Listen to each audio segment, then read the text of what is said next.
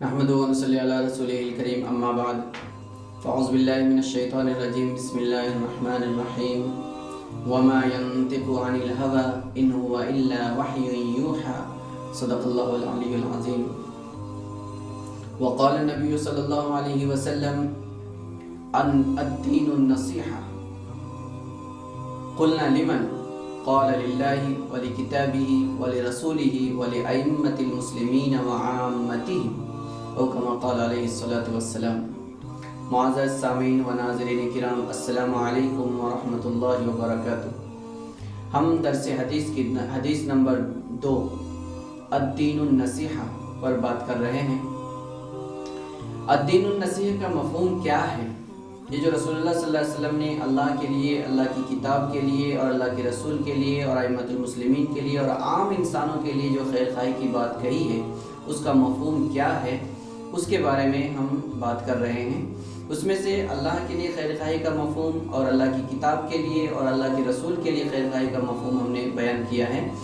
آج ہم یہ سمجھیں گے کہ ائمۃ المسلمین کے ساتھ خیر خواہی کا مفہوم کیا ہے۔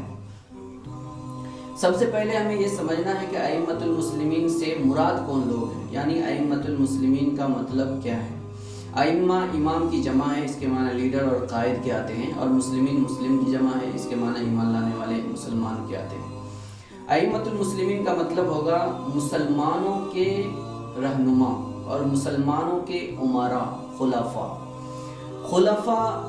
جو خلیفۃ الراشدین گزرے ہیں وہ بھی اس سے مراد ہو سکتے ہیں جس زمانے میں وہ تھے، اور آج جب کہ خلفائے راشدین نہیں ہیں تو جو امت مسلمہ کے امور کے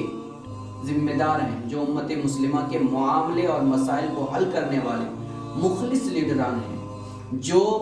مضبوط ارادے کے مالک ہیں، جو بکنے والے نہیں ہیں، جو سمجھوتا کرنے والے نہیں ہیں، ہر حال میں قوم، ملک اور دین کی خیر خواہی کرنے والے لوگ ہیں، ایسے قائدین اس ائمۃ المسلمین سے مراد ہیں۔ تو ائمہ سے مسجد کے امام جو نماز پڑھانے والے ہیں وہ بھی ہو سکتے ہیں، لیکن یہ اس صورت میں ہے تب کہ جب کہ وہ ائمہ کرام مکمل طور پر امور مسلمین کو حل کرنے والے بن جائیں۔ دوسرا، وہ جو لوگ قوم کے لیڈر ہیں، جو قوم کے مسائل حل کرنے والے ہیں، وہ خاص سیاسی لیڈر ہو، وہ خاص سماجی لیڈر ہو، وہ خاص دینی لیڈر ہو، وہ سب ہر اعتبار سے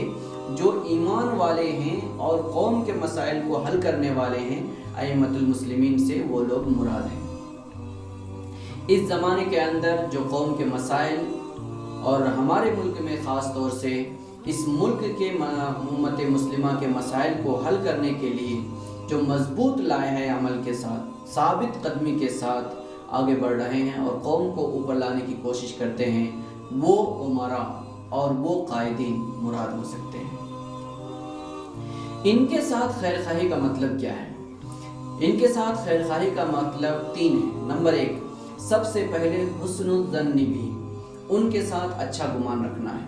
اچھا گمان کا مطلب ہے وہ مخلص ہیں، وہ ہمارے لیے رات و دن کام کر رہے ہیں، اور ان کے کسی بھی عمل سے یا کسی بھی بات سے خیانت کا کوئی شبہ نہیں ہو رہا ہے، تو ایسے لوگوں کے ساتھ حسن ظن رکھنا، اچھا گمان رکھنا، ان کے لیے اچھی دعائیں کرنا اور ان کے خیر خواہی کے لیے ہر وقت تیار رہنا، یہ ان کی خیر خواہی ہے، ان کے اچھائی کے لیے۔ دوسرا ہے معاونتہم علی الحق، حق کام جو بھی وہ کرنے کے لیے کھڑے ہوتے ہیں اس میں ان کا تعاون کرنا۔ قرآن شریف میں اللہ تعالیٰ کہتا ہے تعاونوا علی البر والتقوی ولا تعاونوا علی الاثم والعدوان، جو ظلم و زیادتی کے کام ہے اس میں کسی کی مدد مت کرو، لیکن کوئی اگر نیکی اور تقوی کا کام کر رہا ہے تو اس کا تم تعاون کرو۔ تو ائمۃ المسلمین جو مسلمانوں کے قائدین ہیں اور بہترین لیڈر ہیں، وہ اگر مسلم کے مسائل کو حل کرنے کے لیے آگے بڑھ رہے ہیں تو حق بات کے اوپر ان کا تعاون کرنا ضروری ہے، یہ ان کے ساتھ خیر خواہی ہے۔ تیسرا مفہوم ہے وطاعتہم فیہ، حق بات کے اندر ان کی اطاعت بھی کرنا ہے۔ اطاعت کے بارے میں رسول اللہ صلی اللہ علیہ وسلم نے قرآن شریف کی وہ آیت بیان کی جس میں اللہ تبارک تعالیٰ نے حکم دیا اطیعوا اللہ واطیعوا الرسول واولی الامر منکم، تم اللہ کی، اللہ کے رسول کی اور اپنے امیروں کی اطاعت کرو۔ वो बयान करने के बाद आप सल्लल्लाहु अलैहि वसल्लम की ये हदीस, हमें ये हदीस हमारे जहन में होना चाहिए, जिसमें रसूलुल्लाह सल्लल्लाहु अलैहि वसल्लम ने फरमाया, अलैकुम बिस्समइ वत्ताअत वलौ काना अब्दन हबशिया, तुम्हारे ऊपर अमीर की इताअत करना फ़र्ज़ है, सुनना और इताअत करना फ़र्ज़ है, चाहे वो एक हबशी गुलाम ही क्यों ना, मतलब वो हमारे से दर्जे में कितना ही कम क्यों ना हो, हमें कितना ही नागवार क्यों ना हो, लेकिन वो हमारा अमीर है तो उसकी इताअत करना हमारे लिए ज़रूरी है। लेकिन ये बात याद रखने की है कि इताअत सिर्फ हक बात में होगी, ना हक में नहीं होगी। इसीलिए रसूलुल्लाह सल्लल्लाहु अलैहि वसल्लम ने इरशाद फरमाया, ला ताअत लिमखलूकिन फी मासियतिल खालिक, किसी भी मखलूक की इताअत अल्लाह ताला की नाफरमानी में नहीं हो सकती है। और अल्लाह ताला की नाफरमानी खयानत के अंदर भी हो सकती है, अल्लाह ताला की नाफरमानी कौम के साथ धोखे के अंदर भी हो सकती है, अल्लाह ताला की नाफरमानी मुल्क के साथ धोखे के अंदर भी हो सकती है। अगर कोई लीडर कौम, मुल्क, ज़मीर, दीन के साथ धोखा करता है तो उसकी इताअत करना बिल्कुल सही नहीं है। लेकिन अगर कोई अमीर और कोई लीडर कौम, मुल्क और दीन के लिए अपना खून पसीना एक करके आगे बढ़ रहा है और मुजाहदा कर रहा है और लड़ रहा है और लीगली फाइट कर रहा है, तो उनका ताउन करना, उनका साथ देना और उनकी बातों के अंदर इताअत करना हमारे ऊपर ज़रूरी है, और ये उनके साथ खैर खाई है। और जो लोग अइम्मतुल मुस्लिमीन के साथ,